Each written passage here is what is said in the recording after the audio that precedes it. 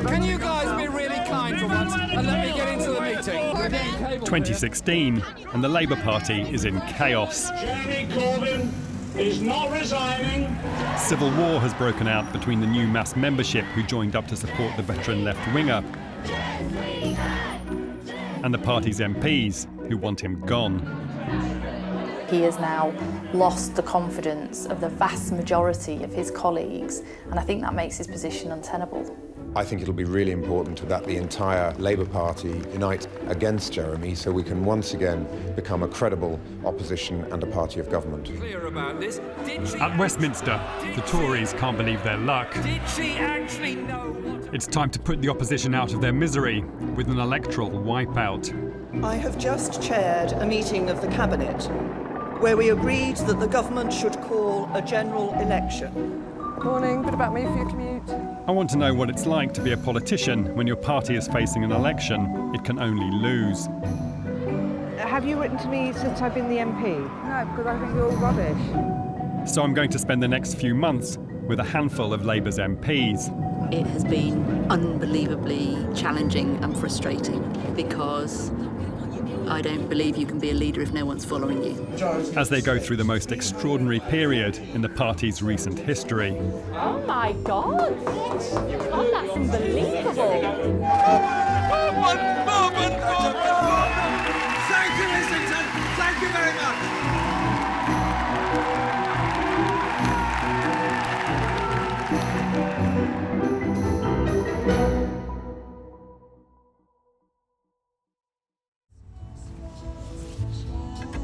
Probably don't want that on at all, do you? I haven't managed to have my caffeine hit this morning, so can we just stop off at Tesco's on the way? I need the kickstart. After approaching MPs from across the party, Stephen Kinnock was one of the few who agreed to let me follow them. We're going to a place called the Upper Avon Valley.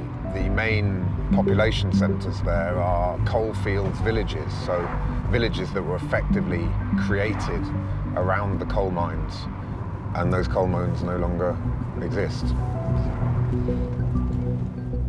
Stephen, the MP for Aberavon, is part of a political dynasty.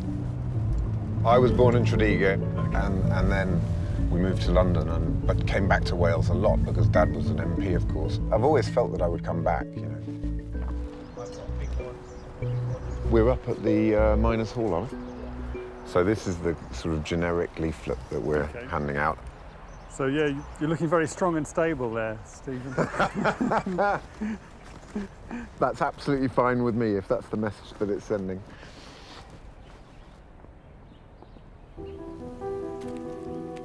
Neil Kinnock, Stephen's dad, was one of the most important modernisers in the party's recent history.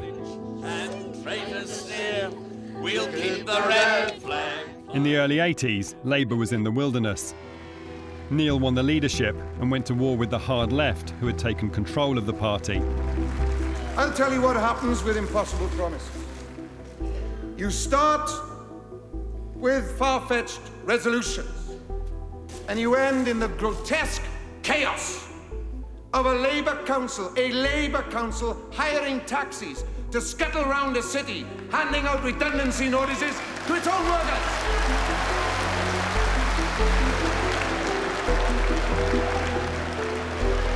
It was his repositioning of Labour which paved the way for Tony Blair to make New Labour a highly electable mainstream political force.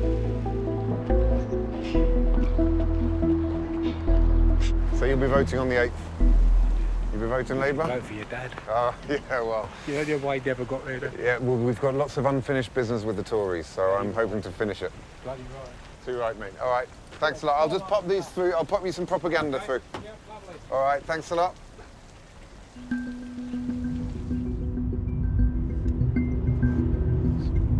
I've always had the politics bug. I've always wanted to do what I'm doing now. But also, it is also to do with, you know, my family, and there is that element of wanting to make them proud.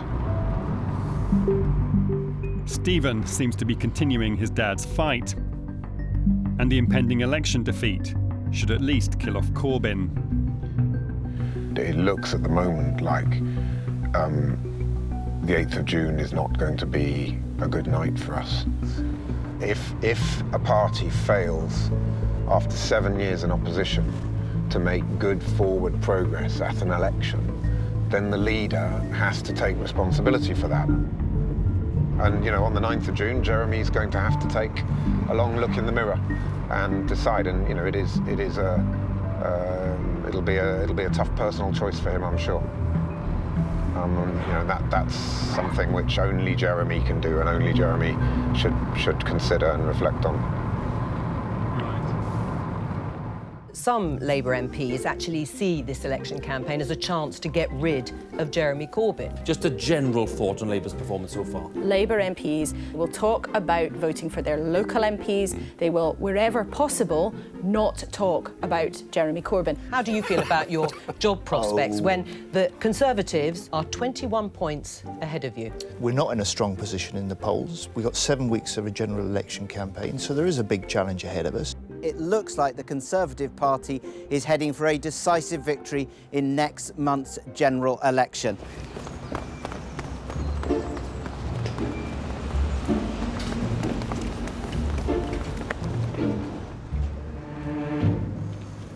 Losing the election will mean losing MPs. Do you want a rosette or a sticker? Morning, bit about me for your commute. Top of the Tory hit list, with a majority of just 400, is Ruth Cadbury. You local? Something to read for your commute? She's just electoral cannon fodder. Something to read on your way in? Read that on your way to school. Do you want a few to take to school? Here, take a load to school, go on. Hi, I'm Ruth Cadbury. Hi. Still got a few days if you need a postal vote. Her only hope of survival is to chase every single voter. Hi, would you like my contact details? So I can be the MP again. No, because she's rubbish. Who is? Am I rubbish? Well, you don't return no email. Oh, what's your name? I'll check. What's your name and your address? About 3 years ago I contacted you. I wasn't MP then. Have you written to me since I've been the MP? No, because I think you're all rubbish. Okay. In case you change your mind, here's my email address. Okay, I look forward to hearing from you. Basically, Ruth, I just wanted to say to you, I just think it's such a pity that Corbyn is leaving Labour. I really do, because I think you're an outstanding community person, and good luck anyway, because you truly deserve it. Bye-bye. These are people who've called the constituency office over the weekend, are they? Yes, they called on Sunday. And then Ruth does call them back, does she? We do, yes. We're collecting calls for anybody who's got a doubt or anything like that. Let's get that kettle on. She'll be calling a lot of people. It's very important in this campaign that we connect directly with people. So have you decided how you're going to be voting? No. Okay. If you do think of anything you particularly like, you need to ask me that might help you make up your mind, let me know.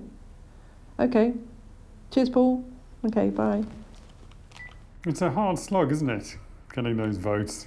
Well, in a really marginal seat like this, it's that one-to-one conversation might make the difference. Oh, hello, you Brian? Yes. Ruth Cadbury, standing to be Labour's MP again, and I just wondered if you know who you'll be voting for in the election. Well, I'm afraid I shan't be voting for you because of your leader. Okay. I couldn't possibly support a man like that. Okay. Really nice to meet you, sir. Okay. Cheers. Just wondered if you've had any thoughts about which way you're going to be voting on 8th of June? Okay.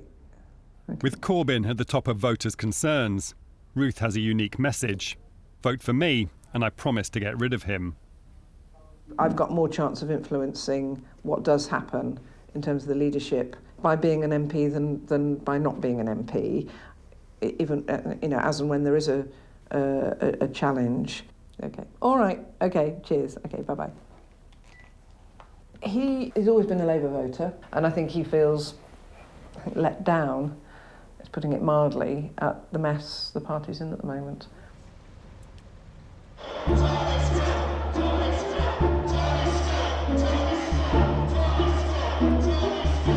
Ladies and gentlemen, please welcome the Prime Minister, Theresa May. 3 weeks since Theresa May called the election and the parties are launching their manifestos.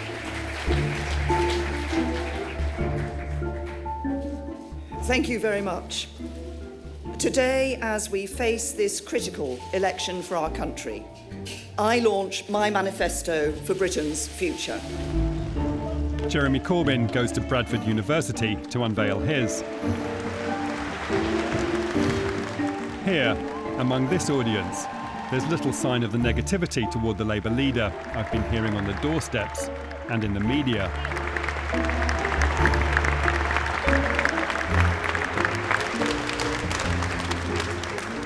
This is a manifesto for all generations. We're providing hope and genuine opportunity for everybody.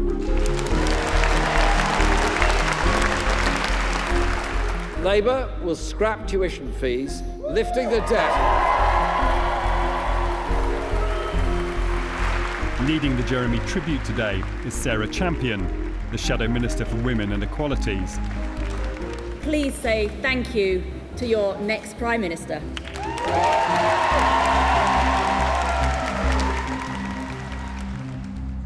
Tony is in Woodford. Tony, good morning.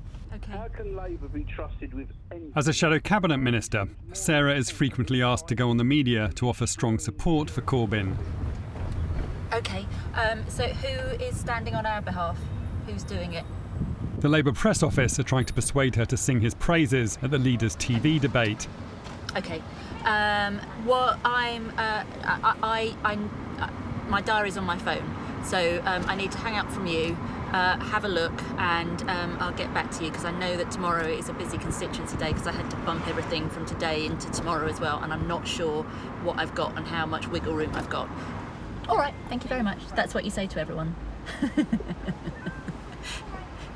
It was, oh Sarah, you're so wonderful and you're top of the list and I wanted to come to you first. And it's like, yeah, right.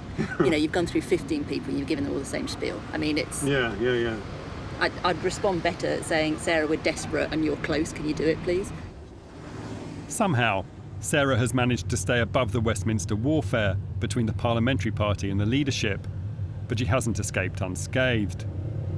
There are times when it has been unbelievably challenging and frustrating, because I don't believe you can be a leader if no one's following you. Jeremy is a very good man, but I wished at many moments that he made more of an effort to reach out to the PLP, and for me it's about getting the change, and you can't get the change unless your team's on side. Suddenly, it's the blue team who seem to be in trouble. The Prime Minister has made a staggering U-turn on social care and has compounded the embarrassment by pretending she's done no such thing. One Tory candidate told Newsnight that this looked like a plate of sick. Within days of the Tory manifesto launch, Theresa May's very controlled campaign is going a bit wrong. Secretary of State, can we just ask you very quickly about the U-turn on social care? When did Theresa May change her mind? Are you embarrassed by this U-turn, Prime Minister? Nothing has changed. Nothing has changed. Right, I'm going, James. See you later. This is all the ward that I grew up in, and where I joined the Labour Party, so we used to campaign down these roads. It used to be full of Labour posters in my day, this road. Look, there's hardly any. Lucy Powell was one of Corbyn's shadow ministers, but resigned last year as part of an attempt to force him out. You're to go. Your name and title, please, Lucy. Yeah, Lucy Powell, the Labour MP for Manchester Central. No longer in the shadow cabinet. Okay. Try not to smile. No, absolutely. First question really is why did you resign? Well, it was an incredibly difficult decision for me, but I felt that I had no alternative but to resign. Jeremy's lost the support of the shadow cabinet and the Parliamentary Labour Party. I think his position is pretty untenable. With the luxury of a safe seat, Lucy's spending this campaign helping colleagues in neighbouring constituencies. We're going to Staley Bridge and Hyde, where Johnny Reynolds is the candidate there. The size of the UKIP vote there is, I think, 7.5, something like that, maybe nearly 8,000. And UKIP aren't standing a candidate. It's a seat you probably should be worried about. So we're coming today to help Johnny. Move over a bit more this way, folks. Come round the front, Eileen. Come on, Eileen. 3, 2, 1. I've spent some time with candidates in these former Heartland seats, and they're struggling on the doorstep. The Tory campaign might be disintegrating, but that doesn't seem to be changing things for Labour. Voting Labour all my life, I'm not going to vote him again. What's on your mind? Your leader. He's the worst in the world, he is. What a tosser he is. If you've got nobody better than him, you might as well pack it. Well, I mean, obviously, I'll be honest with you, I didn't vote for him myself, but he did get elected twice. You know, being in a political party, sometimes it doesn't go in terms of leaders your way. UKIP aren't standing here, so the Tories think they're going to get that UKIP vote, and they think they're... No, you're not. You're safe. Dead safe. I'm honestly not safe. Have a look at the bookies odds, that's all I ask. I mean, if you think I'm safe, you might win some money on that. What's interesting is that a couple of Tory MPs told me they think they'll get just under 100 majority. Well, she's definitely not going to have done it just to get a sort of 30-40. Well, exactly, is she? Which is actually... Yeah, that's very damaging to her, isn't it?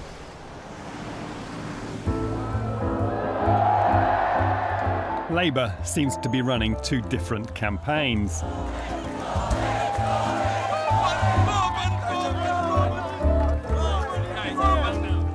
The leader's going from one mass rally to the next, surrounded by genuine excitement. He's putting himself in a kind of bubble of love. Thank you all for being here. Thank you for those on the roof over there. Thank you for those up the tree over there.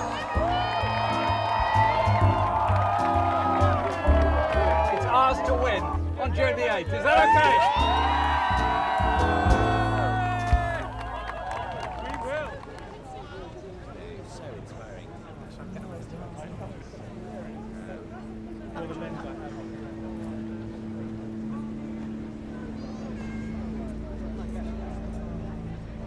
The T-shirt. It's brilliant. I love it. So it's fair to say you're in love with her? Oh, yeah, so is she. I just want to hug him forever. You want to hug him forever? His name's Gemma-Ree. I catch up with the Corbyn love bubble as it floats into Watford. Here, he's the party's biggest asset. Everything he thinks, I've thought for 65 years. I was a non-voter. Now I'm a £3 a month paying member of the Labour Party because he actually made sense. Everything I was hearing from him was what I want for my children. There are a lot of time you do hear on the doorstep that they would vote Labour, but they can't because of Jeremy Corbyn. Because of the media. When you get it bombarded with the press and everyone else saying, you know, he's awful, he's this, he's that, he's rubbish, he's too left, he's a sandal-wearing tree hugger. After a little while, when people are bullying the public like that, the public will suddenly think, hold on a minute, we're being told by the press what to think. Let's have a little listen to him, and then the tide will turn. June the 7th, they'll wake up and say, Jeremy's the man. Who am I waiting for, mate? Jeremy Corbyn. Oh, you're joking. Jeremy Corbyn. No, I'll tell you what, you'd have to be desperate to get in the coop of that. Come on, let's keep going. Absolutely desperate. Keep going that way. You keep down there, mate. To see the great man.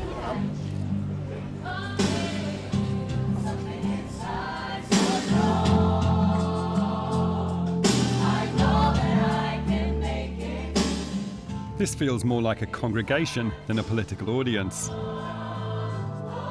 great pleasure of mine to introduce Jeremy, the next Prime Minister.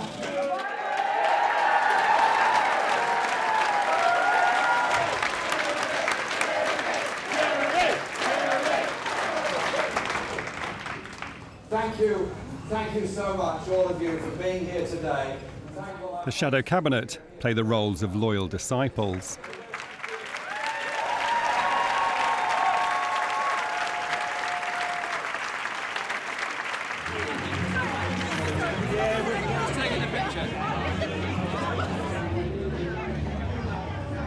Jeremy.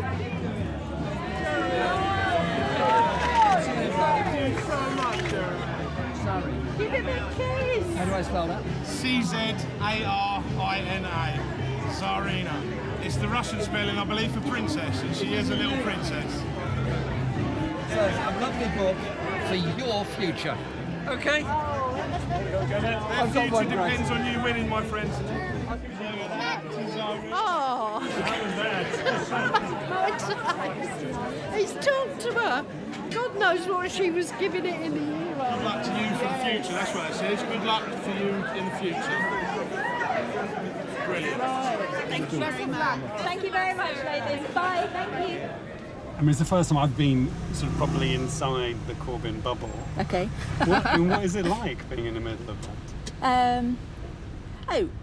It's the biggest ego ride imaginable. You know, I mean, we get some of the stardust that Jeremy has. I mean, Jeremy is a deity.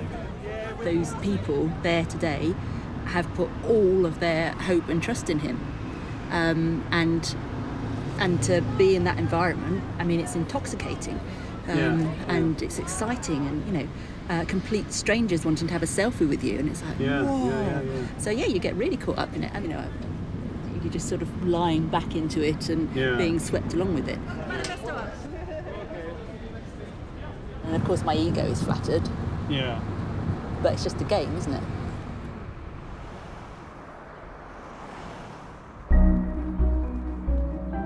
If I went to get my legs waxed where you get them, do you reckon I could convince a few voters in that? Yeah. The head's already been done. As the campaign's progressed, the mood among all the teams has been lifting. But the national outcome isn't in doubt. So have you got an office sweepstake on the number of seat Tory majority that will be? I bet you have, haven't you? Everybody has. Yeah, we've chatted about it a few times. The sweepstake, we all agreed that we wouldn't really do the sweepstake until eve of poll, which is tomorrow, but everyone's got their views. I think looking like a Tory majority of between 30 and 50. That's pretty much the consensus amongst the team, I think. Well, amongst certain people in the team, others have got a bit more optimistic. Is that right? Stephen's team has been boosted by new volunteers, keen to spread the message. 17,000 steps we done. When? On Sunday. There. It's not bad, is it? So are you new to this? Yes, I'm a new activist. Yes, I am. Yeah, all new. And so how are you finding it? I'm loving it. Really, really good. Right. Why? I just love it. I love knocking the doors, telling people, talking to them about the Labour Party and about Stephen. It's brilliant.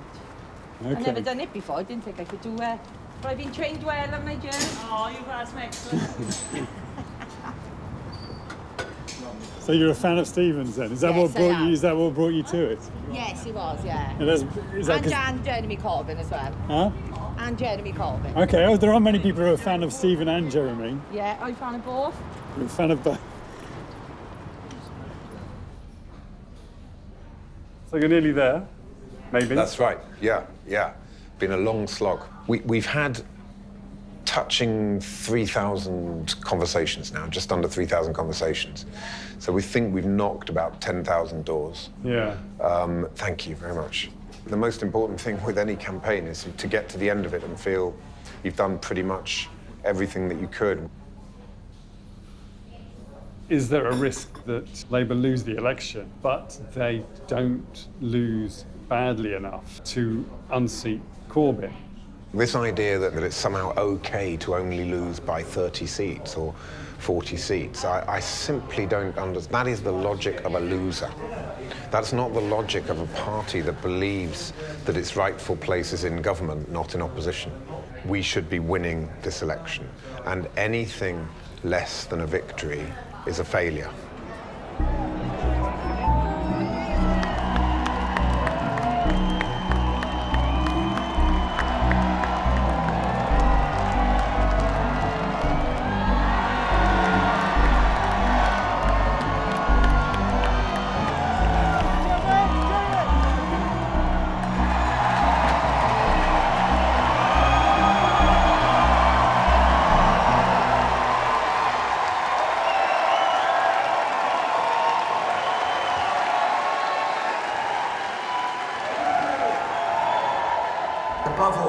I want to see tomorrow. The cynical way in which this election was called turned on its head. Turned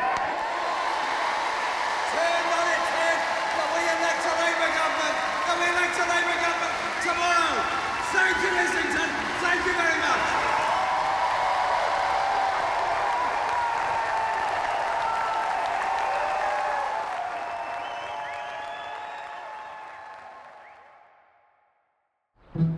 He wants Andrew Redmond at number 18.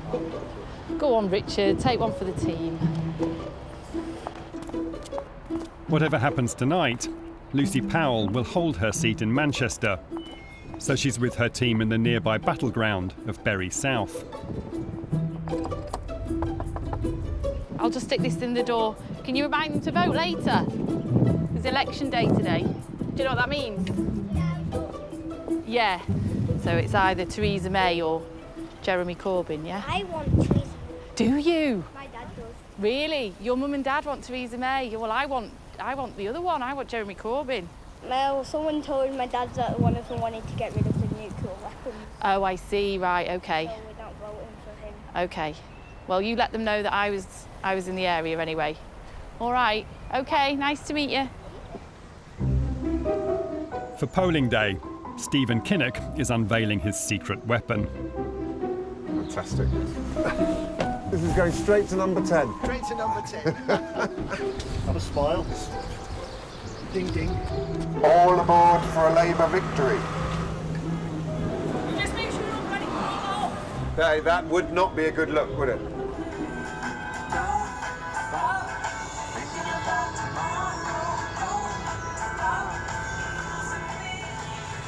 Hello all. Have you voted? Good stuff. All aboard for a Labour victory.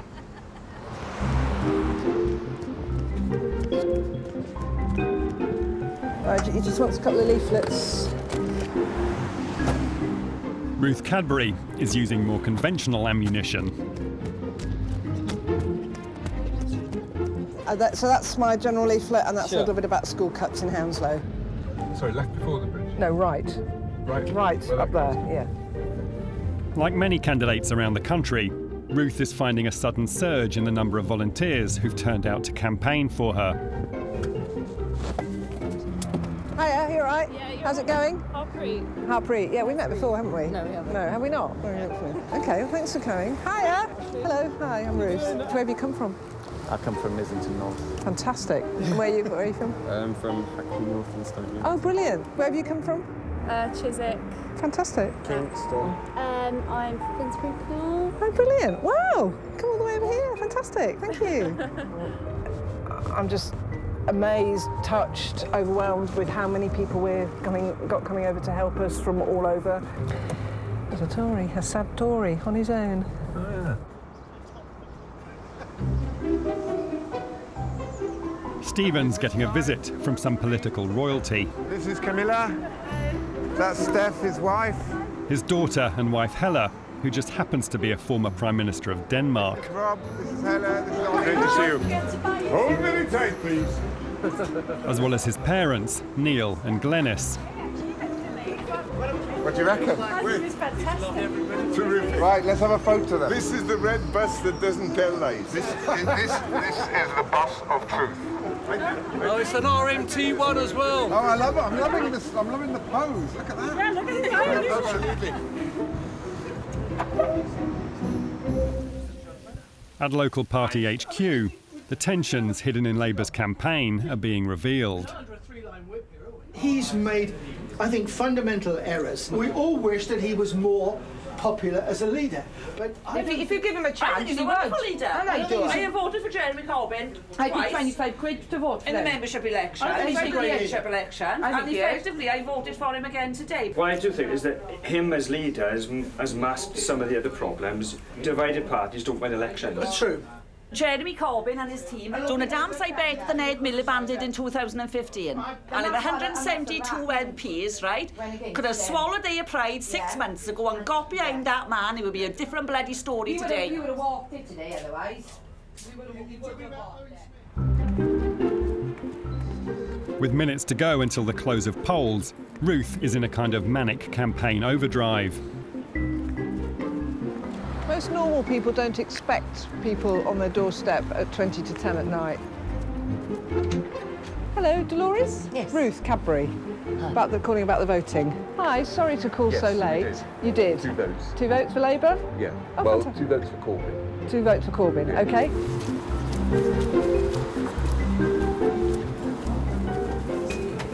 Hiya. Sunderland South has been the first to declare since 1992. But this year they have competition. Newcastle is after their crown. First indications of whether she's got what she wanted or whether Jeremy Corbyn has dashed her hopes will come with the exit poll at 10. Who gets to number 10? In a few minutes, the exit poll will reveal how the nation has voted. At the last election, Lucy Powell was part of Ed Miliband's inner circle. I mean, I'm particularly bruised from 2015. You know, the polls were very close. We looked like we were sort of having a little edge at the end, and you know, it felt good on the day, it felt good the few days before. And then when that 10 o'clock moment comes in and it says Tory majority, which no one was really predicting, that was so crushing. You know, you didn't want to believe it. But then obviously as the results started coming through, it was really clear, and it is absolutely devastating. So I was pessimistic today. Polling day, you're only really supposed to be speaking to people who you think are going to be voting Labour. And we weren't. We were speaking to people who were telling us they had voted Conservative and not voted Labour. So, you know, it's hard not to sort of feel a bit affected by that. Hi, hello, how are you? All right? Hi, pal, all right? You well? Yeah. Fingers crossed? Here on BBC One Wales, it's election 2017 Wales. All this stuff is out of our hands. Right. OK, this is it, guys. This is it. How are you feeling? There are just over 20 seconds to go till Big Ben strikes 10. We have a bit of volume on it or not? No. Are we allowed any volume on it or not? It's all right. I know, I feel really nervous now. Oh, God. I just hate this. I just hate this bit. I just hate it. Oh, God. Here, listen, listen. What's he saying? All right. Oh, God, what's he saying? What we're saying is... Largest party. Oh, not landslide, not big majority, largest party. 14 for the Conservatives. Oh, Labour gains. Largest party. Oh, my God.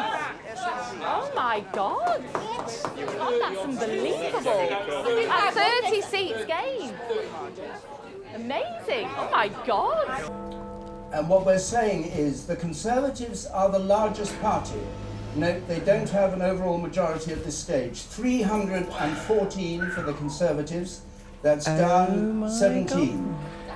Labour on 266, the SNP on 34.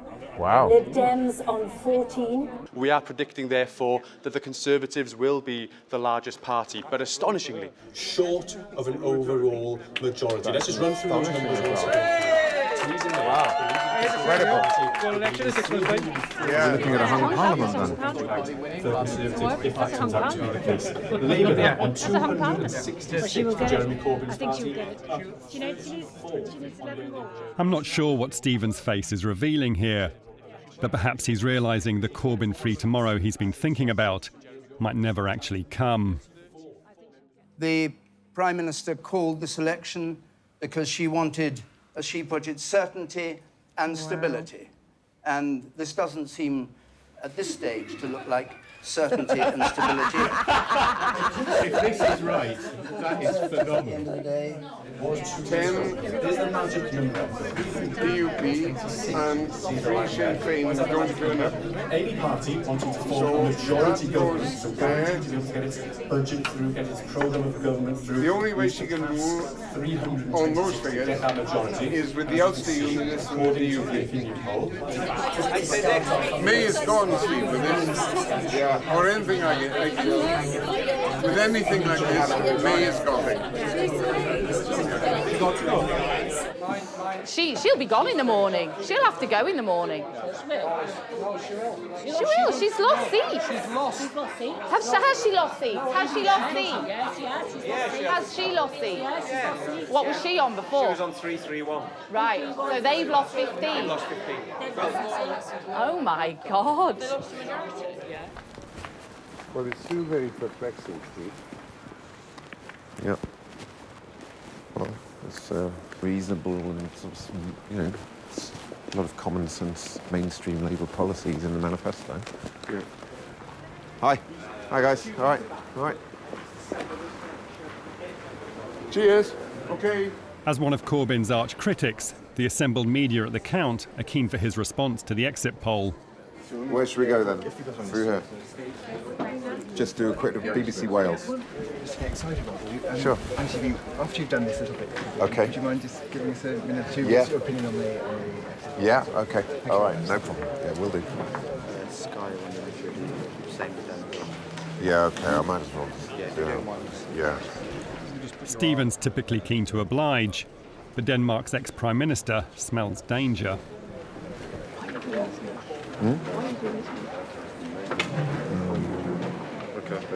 know.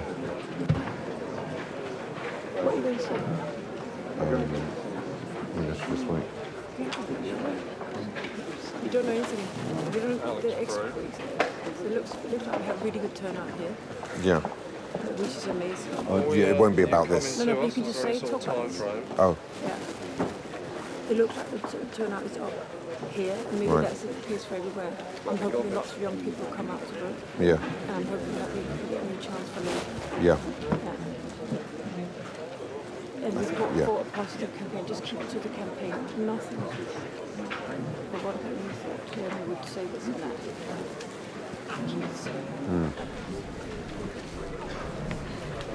Hello, good evening.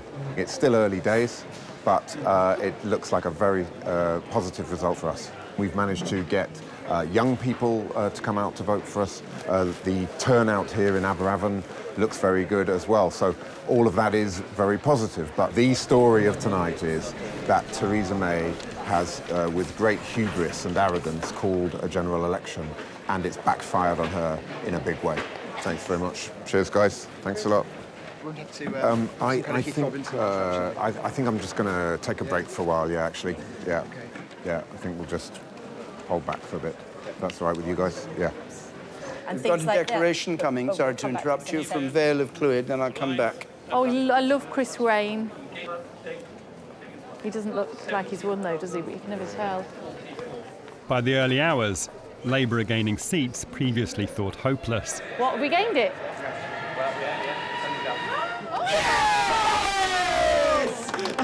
Oh, you love Chris. I love Chris. Kinnock, Stephen Nathan, Welsh Labour, Llafur Cymru, 22,662. Stephen's majority becomes the biggest in Wales. Not bad, eh? That's in your territory. That was in your territory from the night. Oh, well done, well oh, done. Well brilliant. Done. 300! Congratulations. Oh, great luck. Amazing. Theresa May's roll of the dice looks set to be one of the biggest political mistakes that we have seen for quite some time. We've seen Jeremy Corbyn arriving at his count in Islington, smiling like a Cheshire cat. I mean, Labour have stormed the big towns and cities, partly thanks to an increased turnout among younger voters. Once, twice, and now he looks to have achieved one of the biggest political upsets in many, many years. It's been an incredible evening. It's unbelievable. It's absolutely unbelievable. And some of the individual results, and mine. Yeah, you know, I mean, so what was your majority? ridiculous. I couldn't work it out. Like 31,500 is my actual majority, which is just completely insane. That's like 10,000 more than... I know, than I was last time. Ruth Margaret Cadbury, Labour Party, 35,000. Ruth has gone from a 400 majority to more than 12,000. Mary McLeod. It's easy to forget that Labour have lost the election, although this is a victory for Corbyn and a defeat for his former critics like Fiona, Ruth's PR advisor. I feel very conflicted. I don't personally see the appeal of Jeremy Corbyn. What I'm dreading is the triumphalism, because everything has been so divided and so nasty. And my expectation is they're not going to be graceful winners. I think it's going to be... I don't think it's going to be pretty.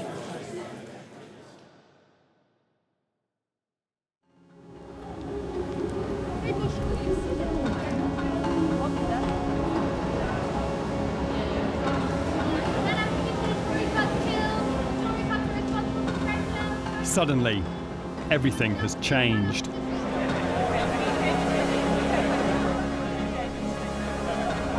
Labour's parliamentary party are gathering for a team photo.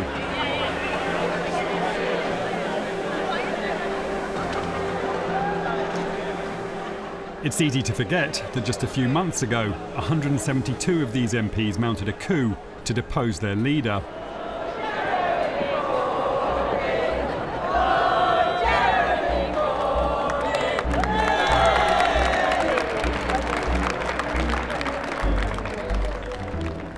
One of the last MPs to return here was the Shadow Cabinet Minister Sarah Champion. I'd been to see her before she headed back. I love campaigning, but it completely takes over all of your life, so it's sort of part of the process of getting back to being Sarah, so that then I can deal with the assault of going back down to Parliament again. I don't feel tough enough yet to go back. I should be going back tomorrow. It sounds pathetic. I'm psychologically vulnerable. I couldn't take the beating that I'll get when I step over that threshold, literally.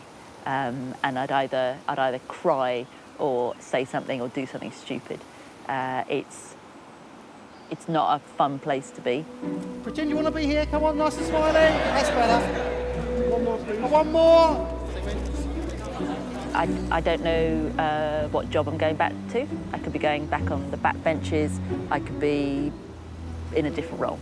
I don't know if the PLP are going to be on side or if they're going to be actively campaigning to undermine us. And it's lonely there, you know? I mean, you're fighting on every front. It's not fun. I don't know if they're now going to work as one fighting unit. I literally don't know. Their vilified leader has taken these MPs closer to power than they could have imagined. But how did it happen? All right, good morning, everyone. Welcome to our second session. As you all very well know, we are now in permanent general election campaign, right? The Tories are in disarray. We know that we're the government in waiting, and we know that we need to be ready whenever a general election is called. In Manchester, activists from Momentum are meeting. Set up to link the thousands of new Corbyn-supporting members, I hadn't quite realised what they were up to during the election, but they played a vital role. So, does anyone want to start us off with their favourite moment of the general election campaign? Bev? We started going into marginals and helping support marginals. And on the last day, we did this housing estate that hasn't been done for years. And we had 1 hour. And in that time, we persuaded 8 people to go and vote in that just over 1 hour. And the gorgeous thing was people were coming past us on the way out of voting going, I've done it, we've done it, we've done it, we've done it. And people going past in cars, pipping on, we've done it. 8 people, we got 8 votes. Momentum has developed My Nearest Marginal, an amazing tool for canvassing. Momentum created an app to turn the new members into doorstep campaigners. All you have to do is type in your postcode. It will come up with a list of all your closest marginal constituencies. This election is going to be won on the doorstep. If we can work together and pool our resources, we can get more activists out than ever before. Momentum's powerful online presence also allowed it to run a massive parallel campaign. Dad, do you hate me?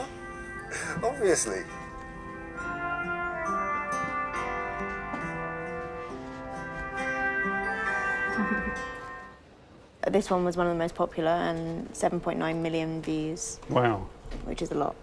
Okay, so that's like much more than you get in a party political broadcast. Yeah. We filmed that in like an afternoon, a couple of hours. So it's just, we know people who've got their own equipment and willing to donate their time. Okay, all right. So you can do it very cheaply. So you can do it very cheaply. Okay, so that goes out on Facebook? On Momentum's Facebook, yeah. Okay, and during the election, how many people were looking at your Facebook page? Do you know? You can't get the figure for the whole election period, but in the last 28 days, it was maybe 16 million people. Wow, okay. So your Facebook page then becomes just like an incredibly powerful broadcaster, essentially. Yeah, yeah. I mean, that you're in complete control of. Yeah. Yeah. Right. Since the election, with more members than ever, Momentum now have a plan to win more converts. So can we have our canvassing virgins, can we have them in this part of the room, and then everybody that's experienced, can we have you on that side of the room? They're holding mass canvassing sessions in newly marginal seats like Putney to prepare the ground for the next election. You can persuade somebody who is a Tory voter, you can persuade them just by literally listening to their concerns and being that person that turns it around so that you become their friend. So really don't be shy. People out on the door being persuasive actually does work. Hi, hello, good afternoon. I'm from the Labour Party. So we're literally just out canvassing at the moment, trying to convert a few people. So who do you currently vote for?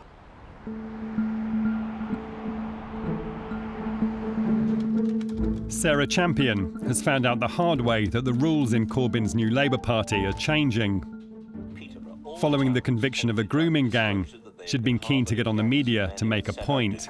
Abuse and rape young girls. Now another city has been added to that. So this was the first interview you did on the day, is depressingly on the similar. 10th. The Yeah, they men were called me up almost the all night from before, Pakistan and Bangladesh. asked me if I would do it. I said I would only go on if I actually say that the majority of perpetrators in this type of crime are of Pakistani Well, let's descent. talk about that with Sarah Champion, who's Labour MP for Rotherham. This is a specific group of men that are doing this crime.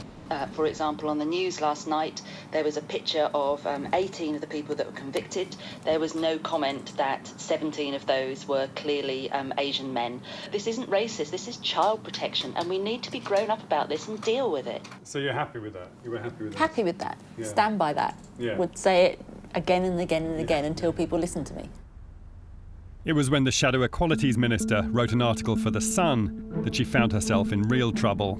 Yes, I know that The Sun uses nasty racist language, and I knew that being in that paper, it wasn't going to be put in the nuanced way that I hoped it would. But I needed to reach a Sun audience, because a Sun audience used to be a Labour audience. The outrage from Labour supporters was almost immediate. People were saying that I was a racist and really pissed off that I'd written it in The Sun, which was seen to be incredibly disloyal to the Labour Party. I was, naive, maybe stupid to not think that writing in The Sun would have such a strong impact on people. At 3 o'clock on the Wednesday, I got a phone call from the leader's office saying that they'd spoken to Jeremy and he now thought it was time to accept my resignation, which I went, okay, please may I write my resignation letter then? And they're like, yeah, we've got to get it out right now. Mr. Corbyn. Mr. Corbyn. Thank you so much. Mr. Hi, Corbyn. how you doing? Very well, thanks.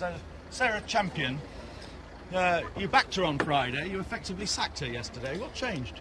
She's resigned because But she doesn't want... you would have sacked her, though, wouldn't Michael, can we go to the old-fashioned way? If you ask the question, I give you the answer. I was trying to have a grown-up discussion about something, and all the discussion had turned to was Sarah right to write in The Sun?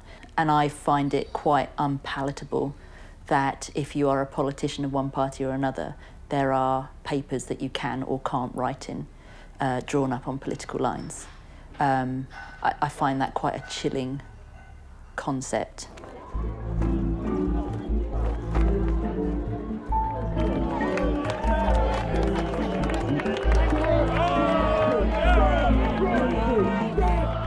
It's late September, and the Labour family is coming together for its annual conference. Hello. Could I be friends with a Tory? Yeah. I reckon. I've never kissed one, though. Just slightly tilt it up, Lucy, so 3, 2, 1. Perfect. Yeah, lovely. This party is beginning to feel quite different. Across the road at Momentum's Fringe Festival is where the real action is. Brothers and sisters, comrades and friends, welcome to the World Transform!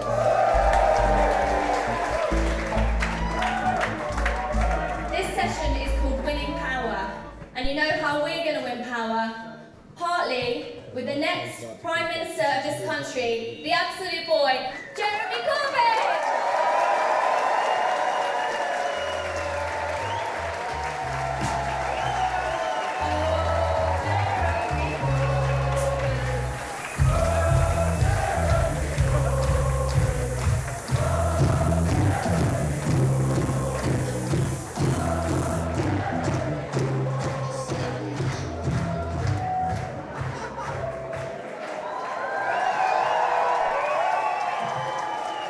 Through the fog and through the smoke, we can purely see the future.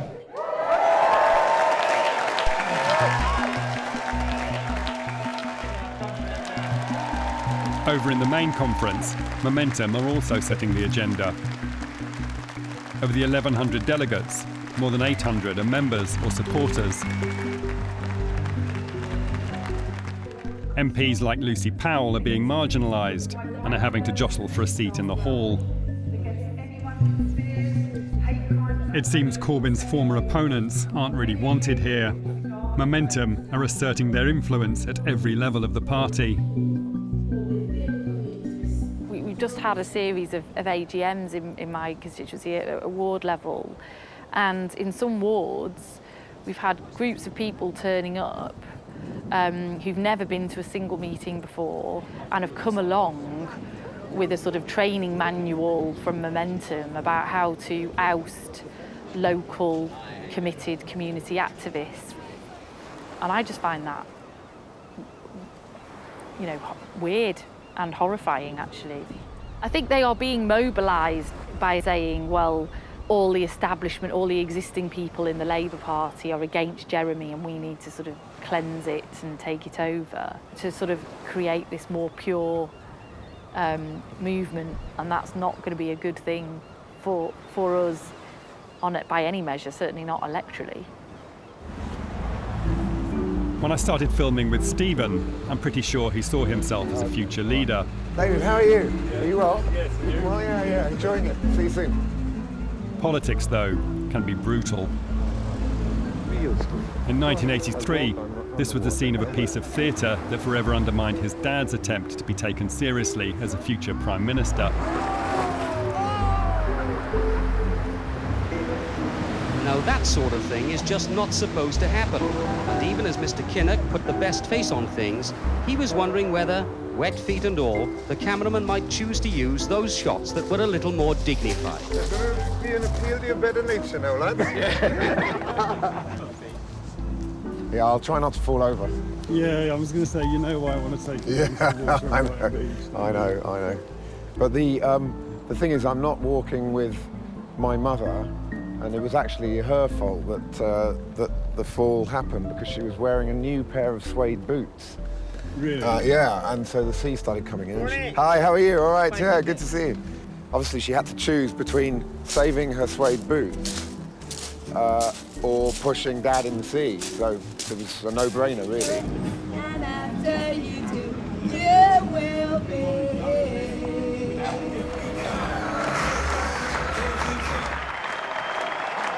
Having grown up and your entire sort of political philosophy being formed around a particular view of the party, and suddenly everything's been turned on its head, I wonder whether actually you must feel very disorientated by what's going on. it definitely. I mean, on election night, and I'm You sure were you're shocked and disorientated on election well, night. no, that was one of the most sort of topsy-turvy things that I've experienced. My wife Hella's favourite phrase in the world is, "What doesn't kill you makes you stronger," and I absolutely sign up to that one. And that's what life is about. You know, you get knocked back, you dust yourself up, you pick yourself up, and you keep going. Labour is ready to rebuild our National Health Service. Ready. I'm like so much older than these young people coming into Momentum. Those young guys, they need me, and I need them. And if we can make that work, then that's a fantastic opportunity for the party. That's the magic of a political movement, if you can bring those two things together. But if those two things diverge, we're lost.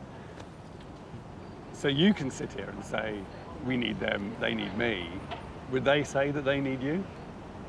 I hope so. I really hope so. I feel a real need to be bridging that kind of gap between the younger generation and the older generation in our party. And that's something that I'm working on and trying to understand and be better at every day. Let everyone understand this. We've come this journey not to let you down, because we listen to you, because we believe in you. Labour can, and Labour will, deliver a Britain for the many, not the few.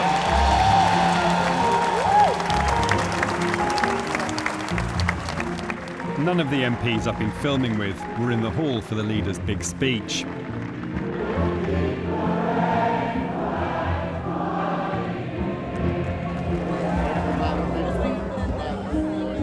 The centre of gravity in the party has shifted. Momentum, get in! It's going through a generational change, and that's rarely a comfortable process.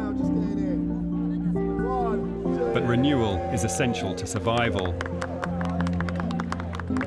Labour's long-term future is less about the old man who's just left the stage. It's much more about the young people taking his place.